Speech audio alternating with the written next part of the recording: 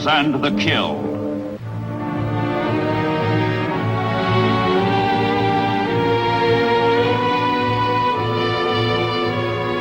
The U-boat will decide the outcome of the war. This is what Hitler is telling the Germans, as his underwater sailors harvest victory after victory in the Battle of the Atlantic. The realities support him in mid-1943. The massacre by German submarines is costing the American republics and the British Empire millions of dollars. Thousands of Allied sailors are dead. And for this, Hitler honors his naval high command.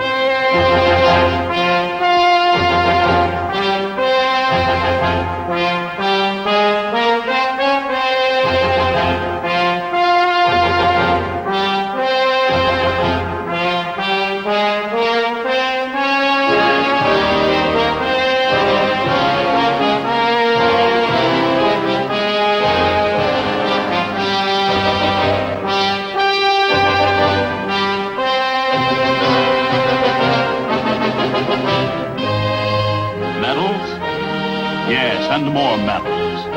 Glory to the Führer. Glory to the Third Reich. Glory to the victors.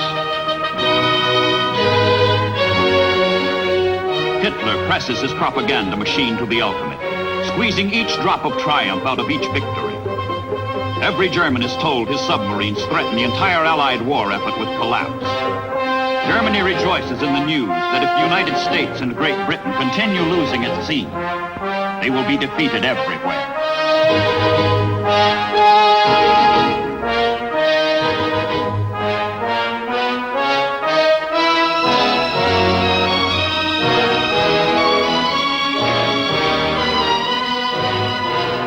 Hitler, whose pride has been his army, is now convinced that submarines deserve top priority in his war economy. Newer and deadlier U-boats are put into mass production. Factories throughout Germany and occupied Europe fabricate parts that are rushed to shipyards for final assembly.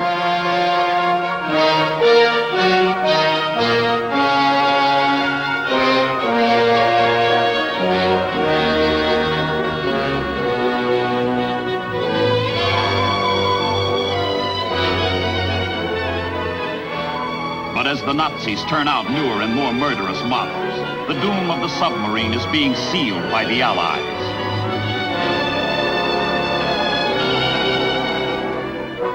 To counteract enemy submarines, a ring of strategic air bases has been forged.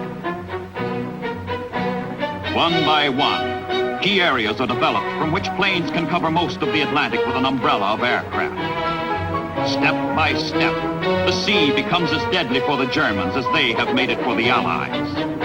Arc by arc, in 600-mile sweeps, planes encompass the North Atlantic.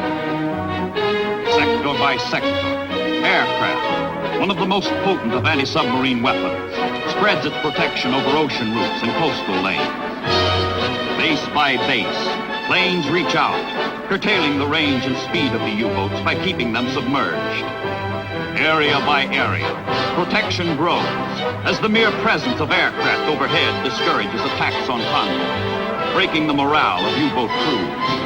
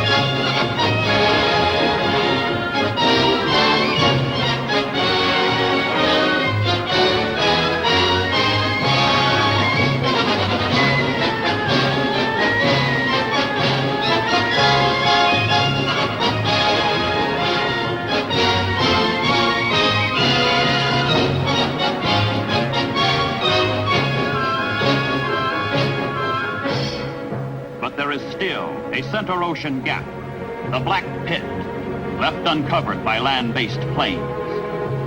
U-boat paradise. Allied bombs are not only over the Atlantic, but from English bases they're being flown over Germany, where they are dumped by the millions, despite Goering's promise to the contrary. Bombs on factories where U-boat parts are made. Bombs on railways that bring the parts together. Bombs on pens where the submarines hide. U-boats are being destroyed before they can stalk the sea.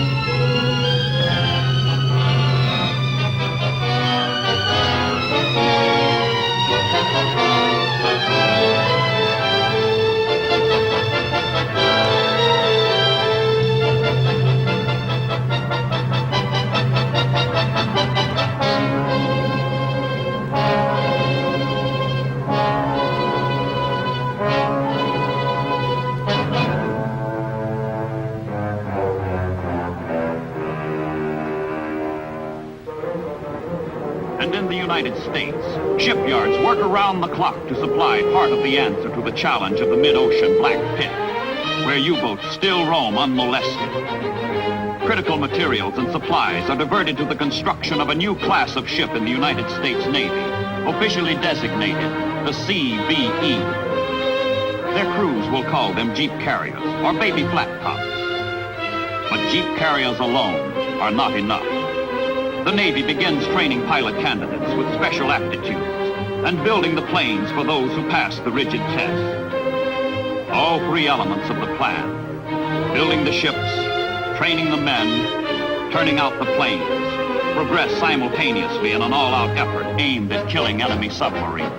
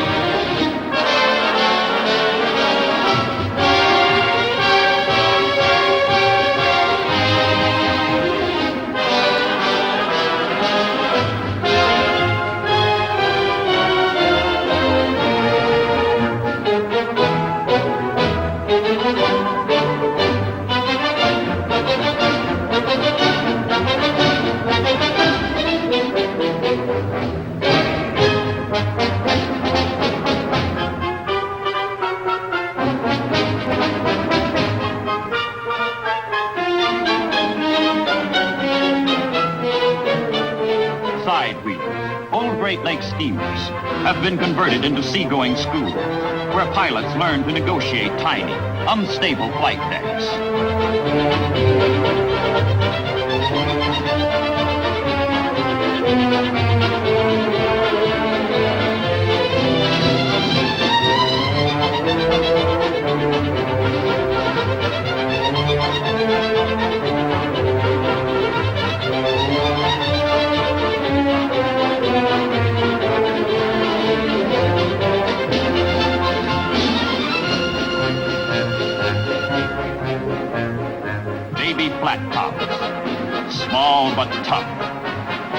dimension in convoy protection has been added.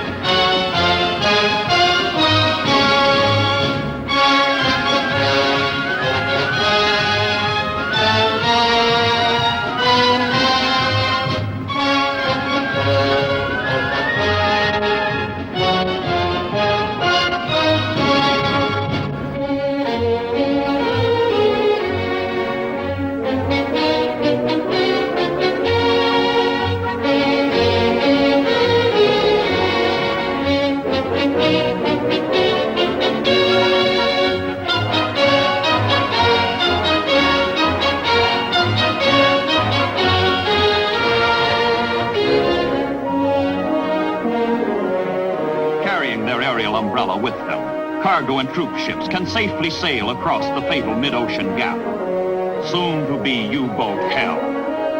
No enemy submarine can surface anywhere in the Atlantic, from the Arctic to the Antarctic, without fear of destruction. The Allies force the sea lanes open for the liberation of Europe, for ultimate victory.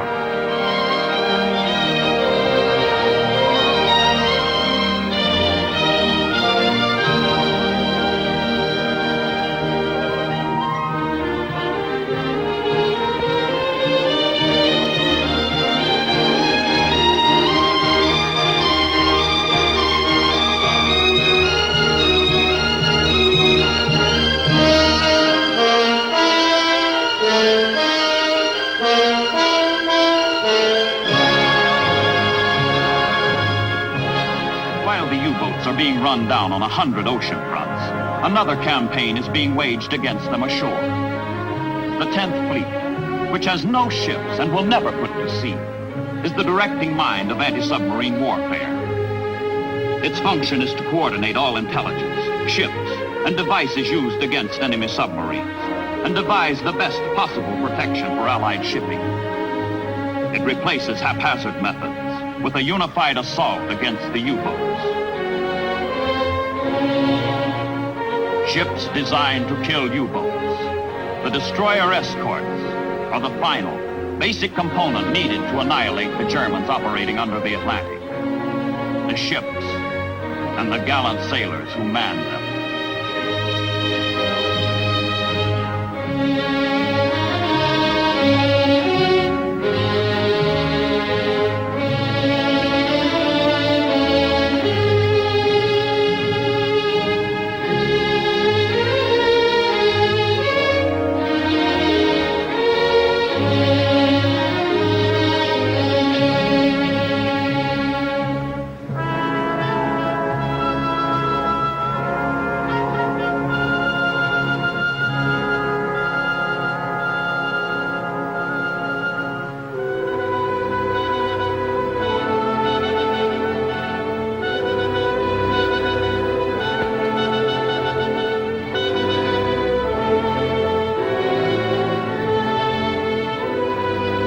Many a U-boat's death is plotted in research centers, where extraordinary instruments are invented and perfected to aid in detection, pursuit, and the fight. Instruments that link ship to ship, ship to plane, plane to plane, in unified hunter-killer groups.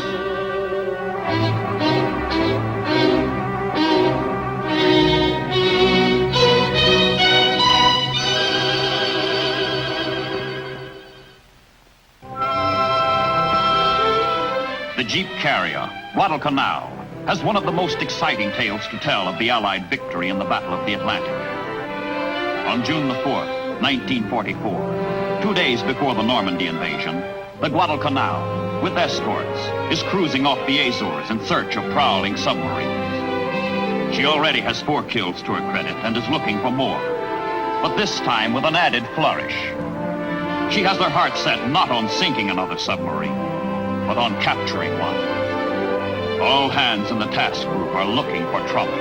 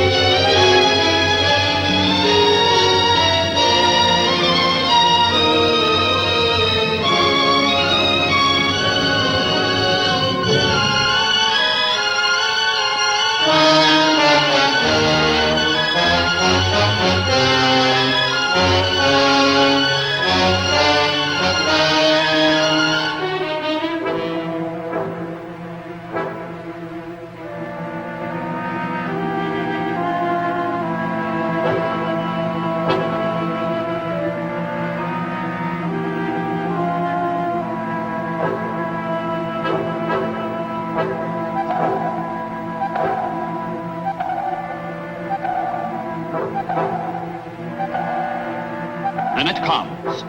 Submarine contact. Out goes the word. We are starting attack.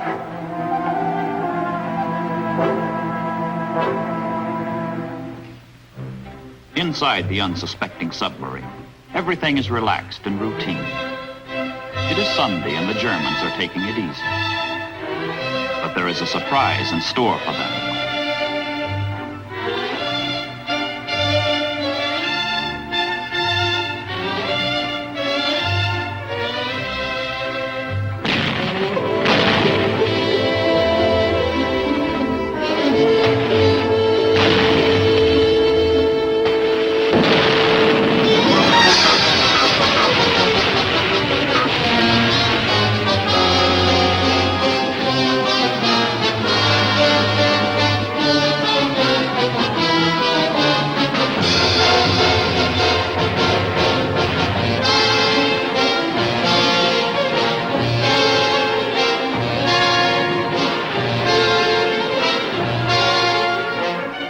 Planes from the Guadalcanal spot the German and report to the ships below their target is changing course.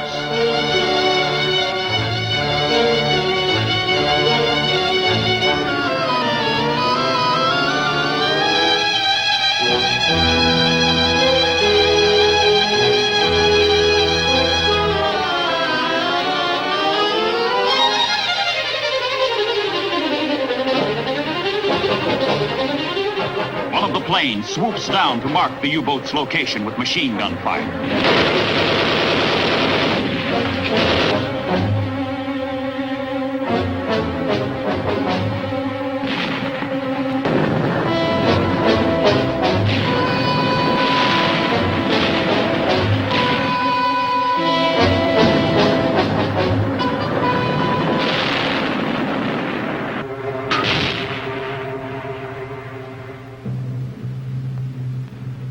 Deeper, deeper, deeper goes the sub.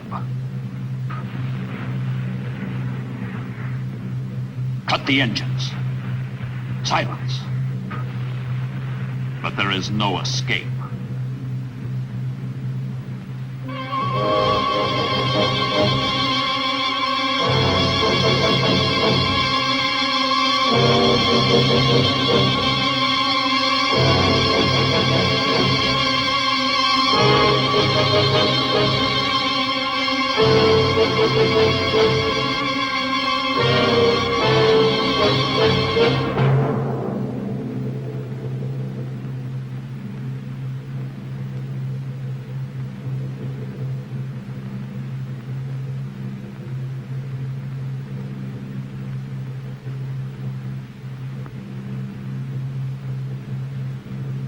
A fatal wound. The sub must die below, or fight it out on the surface.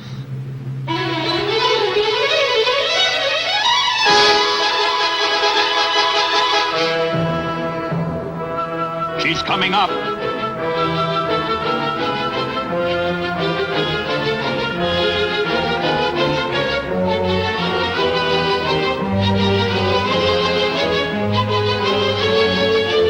Small caliber guns take the submarine under fire to keep her crew from using their deck gun and force them to abandon their boat.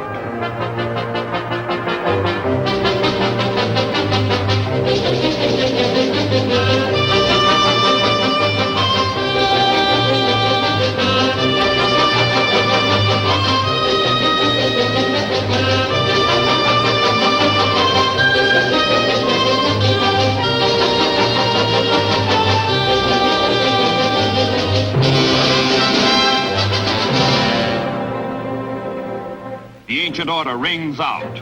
Away all boarding parties. Not since the War of 1812 has a ship of the United States Navy captured an enemy man of war on the high seas.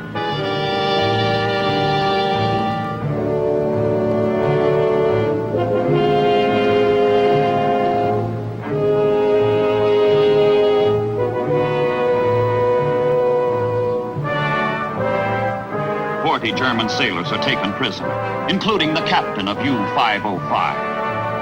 Only one has been killed.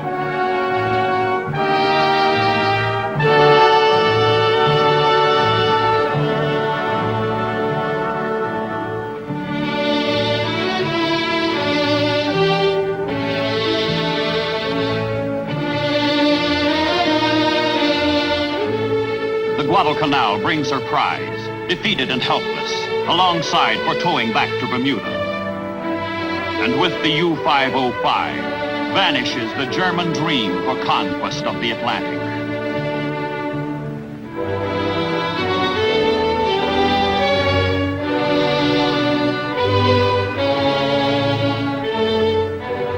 Before Germany's unconditional surrender, 866 Axis submarines lie dead on the ocean floor.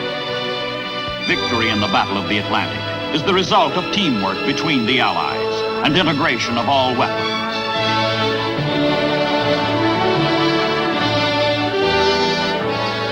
The Germans surrender. The Battle of the Atlantic is won.